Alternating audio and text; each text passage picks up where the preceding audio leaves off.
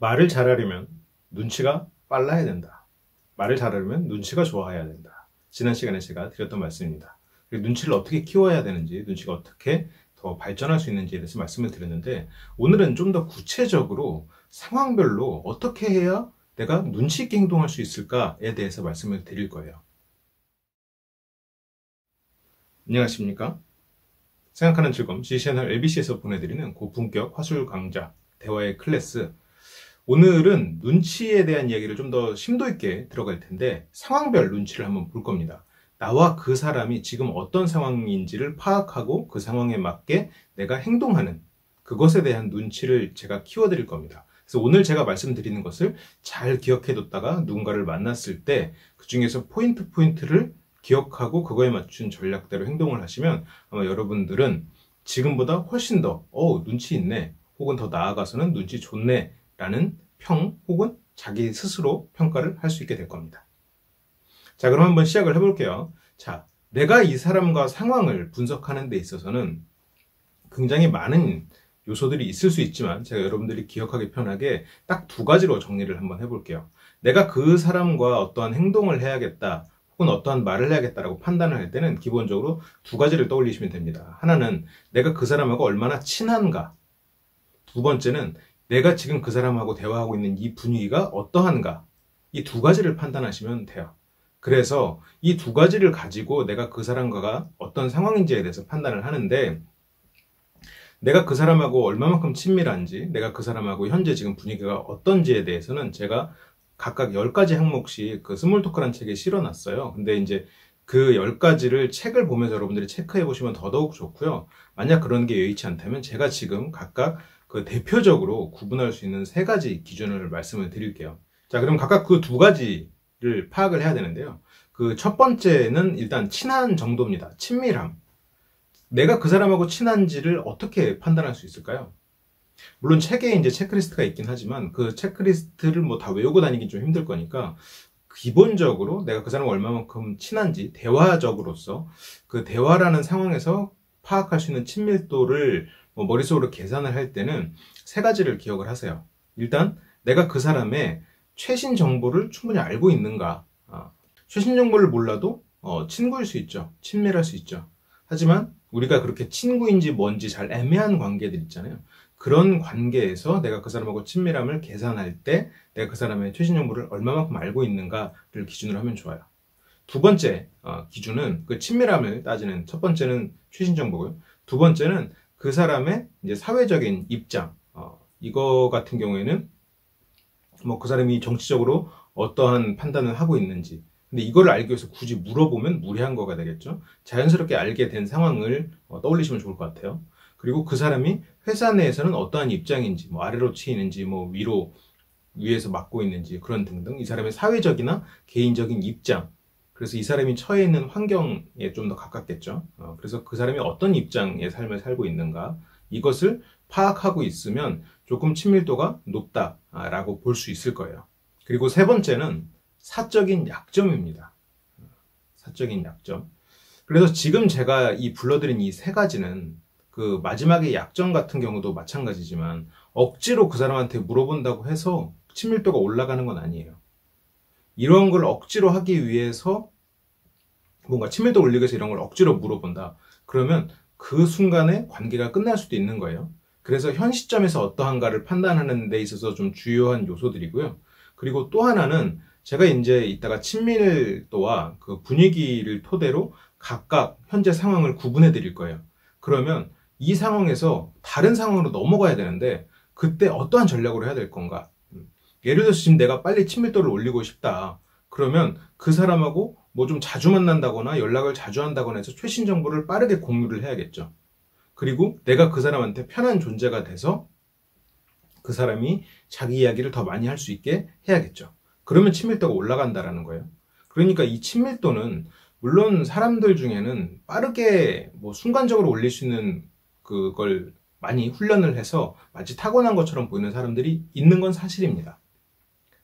하지만 이 친밀도를 빠르게 올리는 기술은 결국 여러분들이 지금 배우고 있는 스몰 토크로 가능해요. 그리고 오늘 아마 다다음 시간부터 제가 스몰토크 공식에 대해서 강의를 해드릴 텐데 그 공식에 따라서 행동하시면 누구나 빠르게 올릴 수 있게 돼요. 자, 그러니까 지금 판단하는 이 세 가지 기준을 기억하는데 일단 집중을 해보세요. 자, 친밀도가 있어요. 자, 그 다음에 또 뭐가 있었죠? 분위기가 있죠. 분위기. 분위기도 여러분들이 세 가지를 기억해 두시면 좋아요. 내가 현재 이 사람하고 대화하고 있는 분위기가 좋은가 나쁜가를 따질 때 이 분위기를 따지는 것을 사람들은 굉장히 쉽게 생각하세요. 물론 뭐 내가 이 사람하고 친한가를 따지는 것보다 좀 더 쉬울 수 있겠죠. 분위기를 따질 때는 내가 이 사람하고 말이 자연스럽게 이어지고 있는가를 판단하면 되는데 의외로 많은 분들이 실수하는 것이 내가 말을 많이 하면 분위기가 좋은 거다라고 생각을 하세요. 내가 그래서 말을 계속하세요. 수다쟁이처럼. 그런데 여기서 생각을 해야 되는 건 첫 번째는 침묵이 너무 과도하게 이어지지 않는다. 이게 분위기를 판단하는 기준인 건 맞습니다. 그런데 이거 외에 주제가 너무 자주 바뀌거나 너무 안 바뀌고 있으면 이거는 분위기가 안 좋은 상황일 수 있다라는 것을 의심해 봐야 됩니다. 너무 그 주제가 하나로 고착되어 있는 상황. 그런데 주제가 고착되어 있는 상황도 세 번째 기준인 서로가 균형 있게 말하고 있으면 괜찮아요. 서로가 원하는 주제일 수 있거든요. 그런데 주제가 하나로 고착되어 있는데 한 사람만 말하고 있어요. 그러면 이거는 분위기가 안 좋을 가능성이 높아요. 나만 좋다고 생각하고 있거나 상대만 좋다고 생각하고 있거나 그나마 상대 혼자 분위기가 좋다고 생각하고 있으면 괜찮아요. 근데 나 혼자 분위기가 좋다고 생각하고 있으면 이거는 정말 불편한 상황이 되죠. 상대 입장에서는 내가 불편한 사람이 될 거예요. 당연히 분위기는 뭐 안 좋은 상황이고요. 아마 친밀도도 쉽게 올리기 힘들 겁니다. 그래서 여기서는 내가 얼마만큼 여기서는 이제 침묵에 대해서 평가를 했으면 말이 자연스럽게 이어진다고 생각했으면 내가 과연 대화에서 한 40%에서 한 60% 그 사이 한 중간 정도의 지분을 차지하고 있는가 그걸 고려 해보셔야 돼요. 내가 예를 들어서 막 20, 30%밖에 말을 안 하고 있어요. 그 이하로 말을 하고 있어요. 그러면 그것도 아마 본인이 불편하거나 상대 입장에서도 나랑 대화하는 게 즐겁지 않거나 그런 상황일 거예요. 내가 막 80% 이상을 말하고 있어요. 그럼 상대 입장에서는 그닥 즐거운 상황이 아닐 겁니다. 만약에 여러분들이 굉장히 재밌게 말씀을 하시고 달변가라면 뭐 상대가 재밌어 할 수도 있겠죠.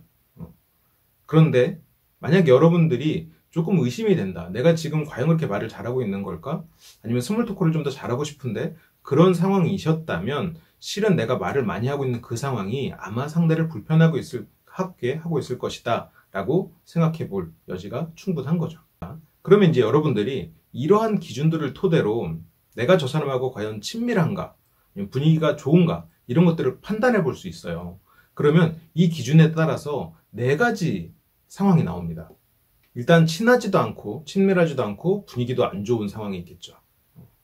그리고 가장 목표가 돼야 되는 친하면서 분위기도 좋은 상황이 있을 겁니다. 각각의 상황들을 제가 설명을 드려볼게요. 자, 먼저 첫 번째는 분위기도 안 좋고 친하지도 않은 그런 상황입니다. 자, 이런 상황은 우리가 생각을 해보면 사업상 만남, 뭔가 거래처 사람과 만남 그런 것을 이미지적으로 떠올려 보시면 가까울 거예요. 그래서 이런 상황은 뭐 여러분들이 회사원이 아니더라도 그런 조금 딱딱하면서 격식이 필요한 그리고 약간 서먹하지만 뭐 그렇다고 막 분위기를 막 업시킬 수도 없는 이제 그런 상황을 이미지적으로 떠올려 보시면 맞을 겁니다. 그래서 이름을 제가 비즈니스 상황이라고 예를 들었는데요. 이 비즈니스 상황은 기본적으로 내가 그 사람하고 친하지 않습니다.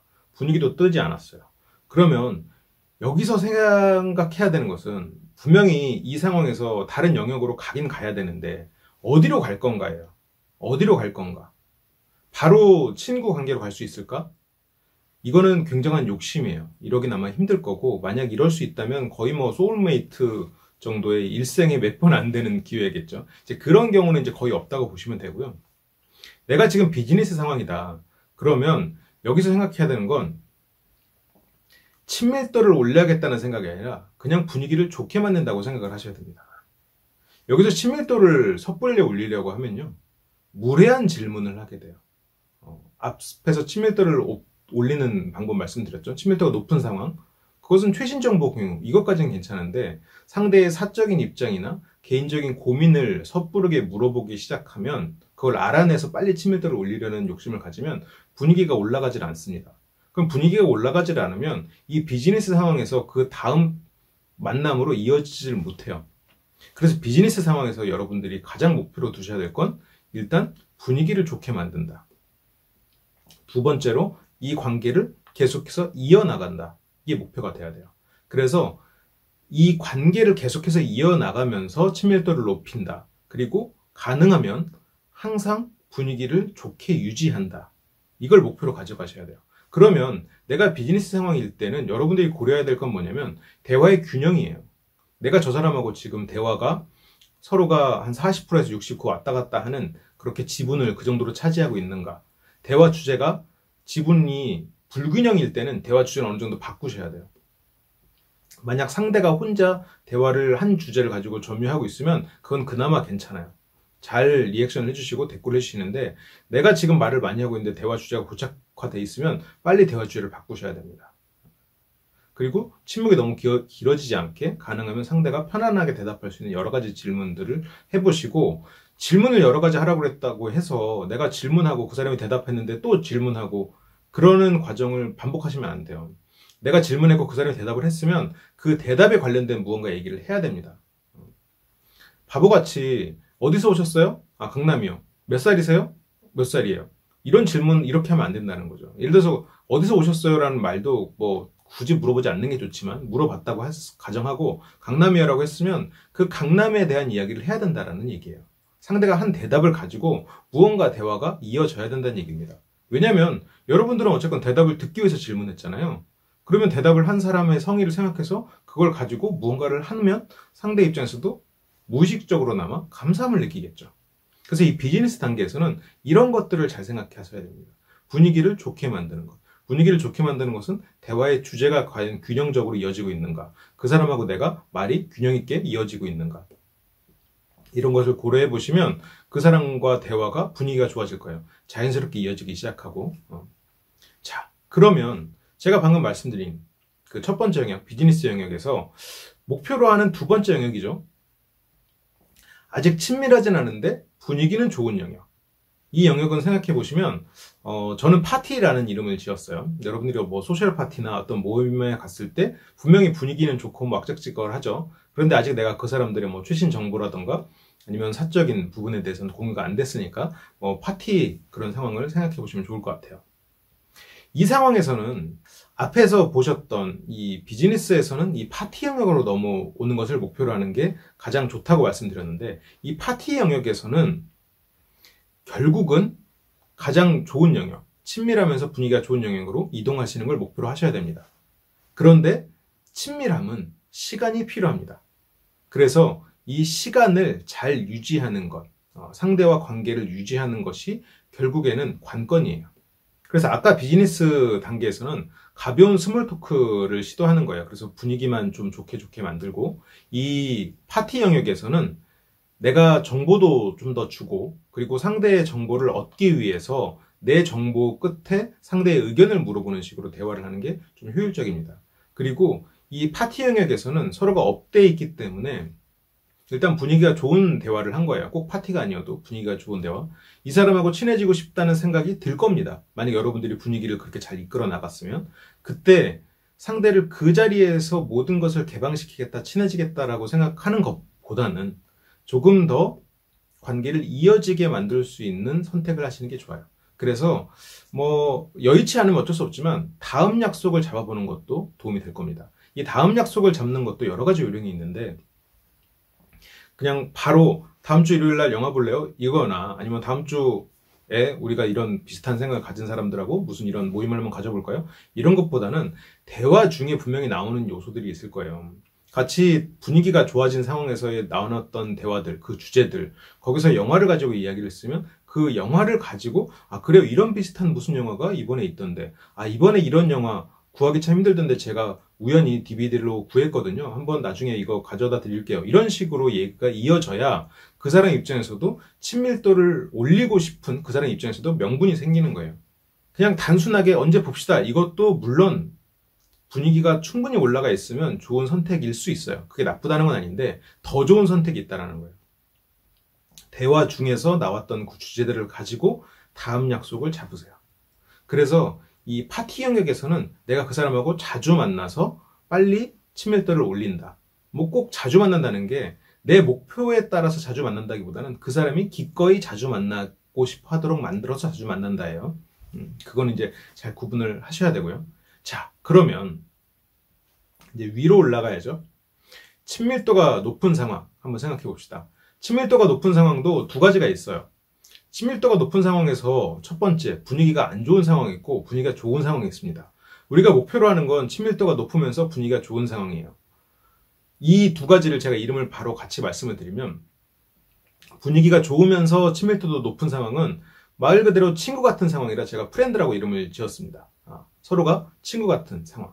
우리가 모두가 이제 목표로 하면 좋을 상황이겠죠. 그 사람하고 친해지고 내 편이 돼주는 그런 상황이니까. 자, 그러면 친밀하긴 한데 분위기는 안 좋은 상황. 이거는 제가 침묵 상황이라서 이제 사일런스라고 이름을 지었어요. 보통 그 비즈니스 상황에서 사일런스 단계로 올라오기는 힘들어요. 뭐 서로가 내향적인 사람이 뭐 많이 만나다 보면 뭐 이런 사일런스 단계로, 뭐 분위기는 안 좋지만 친밀해진 단계로 올라오는 경우가 있긴 있습니다만, 보통은 그 비즈니스 단계에서 분위기가 좋아지고 거기서 잦은 만남을 하면서, 그래서 결국은 이 사람과 서로가 어느 정도 교감이 되고 친밀도가 높아지면서 친구 단계로 올라가는, 이제 이런 식으로 프로세스가 이루어져요. 그래서 이 친밀도는 높은데 분위기가 좋지 않은 사일런스 영역은 무언가 문제가 있는 상황일 수도 있고요. 아니면 뭔가 독특한, 뭐 서로의 스타일이 그런, 아니면 그 사람이 어떤 상황에 처해 있는 그런 상황일 가능성이 커요. 그래서 이 상황은 눈치껏 행동해야 된다라고 제가 조언을 드리는데, 이 눈치껏은 지금 여러분들이 배우고 있는 상황을 판단하는 눈치와 또 다른 눈치예요. 뭐냐면 상대가 과연 침묵을 원하는가 아닌가를 판단하는 눈치예요. 그래서 이 사람이 침묵을 원하는 그 정도를 판단해야 되는데, 이거는 제가 이후에 다시 강의를 드릴게요. 오늘은 일단 이 관계 상황, 이 상황을 어떻게 내가 파악하고 대처하는가에 대해서 말씀을 드릴게요. 그래서 이 사일런스 상황에서 이제 프렌드 단계, 그래서 친밀도가 충분히 높은 상황에서 여러분들이 할 선택은 분위기를 높인다로 가져가시는 것은 조금 위험할 수 있습니다. 그날 분위기가 좋지 않은 것은 무언가 이유가 있을 수 있어요. 그러면 그 이유를 찾아야 됩니다. 그 이유가 이 사람이 나에 대해서 무언가 문제적인 생각을 할 수도 있고요. 아니면 이 사람의 개인적인 문제가 있을 수도 있고요. 아니면 그날 무언가 상황이 안 좋은 여러 가지 변수들이 있을 수 있거든요. 그러니까 이때는 가능하면 너 오늘 뭐 있구만 이렇게 딱 집어서 말씀하시는 것보다는 좀 열린 질문으로, 뭐 가장 쉬운 열린 질문으로는 혹시 오늘 좀 걱정되는 거 있어? 정도가 좋겠죠. 아니면 뭐 그 사람이 없어. 뭐 그러면 그래. 그럼 오늘 뭐 맛있는 거라도 좀 먹으면서 좀 얘기해 볼까? 정도로 얘기로 좀 그 사람이 좋아하는 것, 혹은 뭐 그 사람이 편안해하는 것. 그래서 그런 것을 개방형 질문들하고 엮어서 그 사람이 가능하면 자기 정보를 좀 더 흘리도록 만드는데, 이것을 하는 과정에서 선택을 하셔야 돼요. 이게 관계의 끝은 아니니 다음을 기약하는 게 좋을 수도 있지 않을까라는 생각을 하셔야 됩니다. 제가 오늘 이 상황 4가지를 쭉 말씀드리면서 그 강조가 되는 한 가지 포인트는, 이번 만남이 끝은 아니다라는 거예요.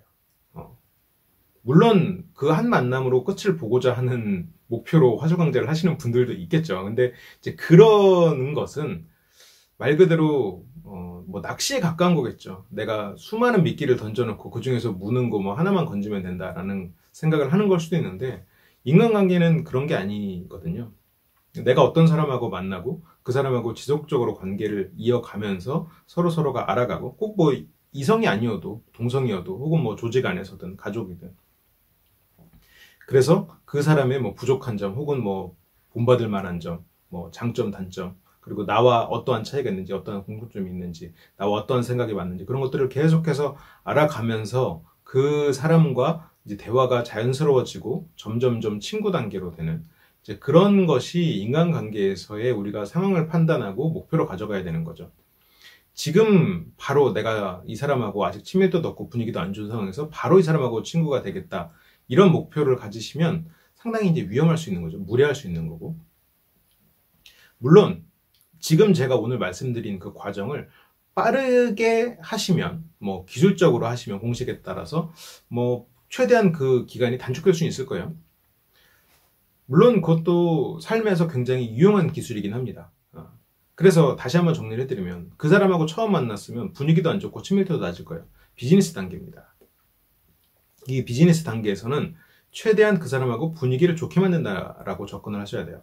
분위기가 좋게 만드는 방법은 일단 침묵이 너무 길어지면 안 돼요. 그리고 그 사람하고 대화에서 균형이 있어야 됩니다. 이 균형은 주제가 한 가지로 파고들었을 때는 그 서로가 대화하는 그 지분이 어느 정도 균형이 있게 50대 50 정도로 혹은 내가 40 정도로 유지가 돼야 되고요. 그리고 주제가 너무 빠르게 반복되고 있다라고 하는 건 서로가 원하지 않는 주제로 대화를 하고 있는 거예요. 그래서 그런 경우에는 가능하면 상대가 조금 더 말을 많이 하도록 유도를 해보는 거예요. 그렇게 해서 분위기를 좋게 만든다. 그리고 여기서 이제 친구 단계, 친밀도를 높이는 단계를 하기 위해서는 다음을 기약하고 그리고 그 다음을 기약할 때는 가능하면 그날 나왔던 대화 주제로 애프터를 이야기한다거나 이제 그런 식으로 만약 가능하다면 그날 더 친밀도를 높이는 방법도 있습니다. 상대가 자기의 약점이나 사회적 입장을 얘기하게 만드는 건데요. 내가 그 사람하고 입장이 일치한다고 가정하에 그것을 어느 정도 대화를 하다가 알아냈다고 가정하에 내 것을 더 오픈하면서 그 사람한테 관련된 생각이나 질문을 물어보는 겁니다. 이때 그냥 상대한테 물어보는 것만으로 상대는 대답하지 않아요. 내가 어느 정도 약점을 드러내면서 상대한테 이야기를 할 수 있도록 만드는 겁니다. 그래서 근데 이것보다는 가능하면 조금 더 관계를 이어가는 게 도움이 될 거예요. 그래서 친밀도를 높인다. 그리고 뭐 당연히 최신 정보를 서로 요즘에 뭐 하는지 이런 얘기를 하면 더 도움이 되겠죠. 그리고 이런 얘기를 물어보고 대답을 듣고 하는 과정에서 들은 대답을 가지고 대화를 또 이어가셔야 돼요. 이건 굉장히 중요한 포인트입니다. 그래서 친구 단계가 되는데 이 친밀도도 좋고 분위기도 좋고 이러한 과정으로 이르기까지 여러 가지 만남을 갖다 보면 분명히 분위기가 안 좋은 날이 있을 거예요. 그때는 나의 문제일 수도 있고 상대의 문제일 수도 있고 무언가 다른 돌발 변수일 수도 있어요. 그냥 내 생각이 혼자 그럴 수도 있고 이때는 가능하면 그날 해결한다, 그날 꼭 해결한다 이렇게 생각하지 마시고요. 그날은 그걸로 끝날 수도 있어요. 하지만 중요한 것은 이 사람하고 관계를 이어간다예요. 그렇기 때문에 가능하면 이 사람을 편하게 해주고 그리고 그 사람이 열린 질문을 해서 그 사람이 가능하면 자기 얘기를 조금 더 많이 할 수 있도록 만들어서 이 사람이 지금 오늘 이런 것 때문에 분위기가 지금 다운돼 있구나라는 걸 파악할 수 있도록 생각을 하셔야 됩니다.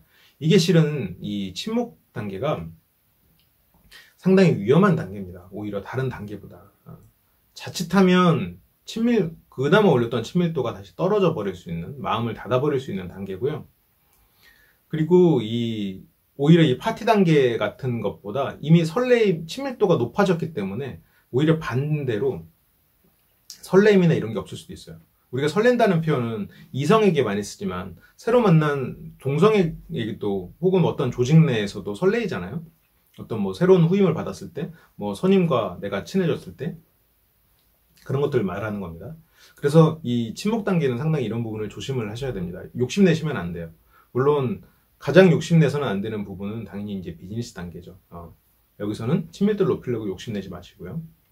그리고 이 침묵 단계에서는 다시 친구 단계, 분위기가 좋게 하려고 욕심내지 마시고 상대를 판단하는 데 집중을 하세요. 이 마지막으로 이 친구 단계에서 좀 정리를 해서 조언을 드리면 실은 뭘 해도 되는 단계긴 해요. 웬만하면 서로가 즐겁게 받아줄 수 있는 상황이거든요.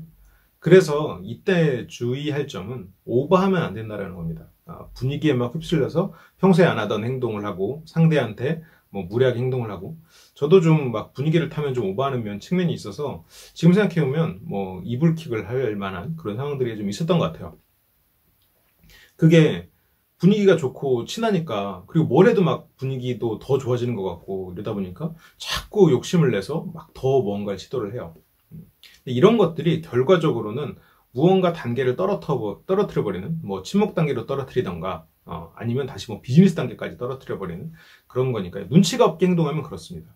그래서 여기서 지금 상황을 파악하는 눈치는 실은 내가 생각하는 것을 상대도 비슷하게 생각하도록 만드는 이것도 하나의 관계를 이 상황을 파악하는 눈치의 효과고요. 또 하나는 내가 원하는 대로 이것을 이끌어가는 것도 이 눈치의 결과예요. 내가 비즈니스 단계에서 이 사람과 분위기를 좋게 만들겠다라고 생각하면 그대로 이끌어야 되잖아요. 그 상황에서 여러분들이 눈치가 쓰이는 겁니다. 그리고 지금 제가 오늘 말씀드린 이것을 여러분들이 반복해서 생각을 해보시면, 예를 들어 처음 만난 사람과 분위기를 좋게 만드는 것, 그리고 분위기가 좋은 사람과 관계를 이어가 보는 것, 혹은 그날 분위기가 안 좋다면 뭐 이 사람의 상황을 판단하는 것, 이런 과정들이 여러분들이 상대를 파악하고 그 상황을 파악하는 이 눈치를 굉장히 많이 키워줄 겁니다. 그리고 많은 사람들이 오해를 하는 게, 눈치는 타고나는 거 아닌가요? 라는 말씀들을 굉장히 많이 하세요. 그런데 눈치는 후천적으로 많이 개발됩니다. 이 타고나는 것처럼 보이는 이유는 그 사람이 훈련을 굉장히 많이 할 수밖에 없는 상황에 처해 있던 것도 있어요. 뭐 형제 관계에 따라서, 그리고 그 사람이 그 과거에, 이런 말은 좀 조심스럽지만 과거에 학대받은 경험에 따라서, 물론 이 학대라는 게 굉장히 여러 가지 의미가 있겠죠. 부모의 학대도 있을 수 있고, 스스로가 계속해서 다른 것들 눈치를 보지 않으면 생존할 수 없었던 여러 가지 상황들, 그런 것들이 그 사람이 성인이 됐을 때 눈치의 크기를 좌우한다고 합니다. 물론 그 사람이 타고나면서 유전자의 그 눈치의 유전자가 있었을지도 모르죠. 하지만 분명한 건 그 사람의 형제관계나 그 사람의 그 어렸을 때 환경이 눈치에 영향을 준다라는 것은, 눈치는 사회적으로 학습된다라는 얘기예요. 그리고 제가 지금 여러분들한테 오늘 가르쳐 드린 건 사회적으로 학습하는 방법입니다. 만약 타고나서 나는 안 되라고 생각하시는 분은 지금까지 안 해왔기 때문에 자기가 부족한 것을 더 이상 발전시키지 않겠다라는 말과 비슷해요. 그래서 오늘의 결론은, 여러분들은 상대를 계속해서 파악해 나가시면서 그 상황을 이겨 나가셔야 돼요.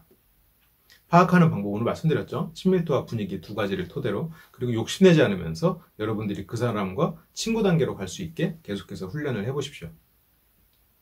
오늘 어떠셨나요? 오늘은 이제 눈치에 대한 이야기를 드렸는데요. 이 눈치는 상당히 이제 광범위한 이야기를 담고 있어요. 우리가 이제 그 상황을 파악하고 상대의 생각을 파악하고 내 생각을 전달하고 그런 등등 많은 걸 판단하고 있지만, 포함하고 있지만, 오늘 제가 드린 건 그 상황을 파악해서 어떻게 행동할지, 무엇을 중점으로 둘지에 대한 얘기를 드렸습니다.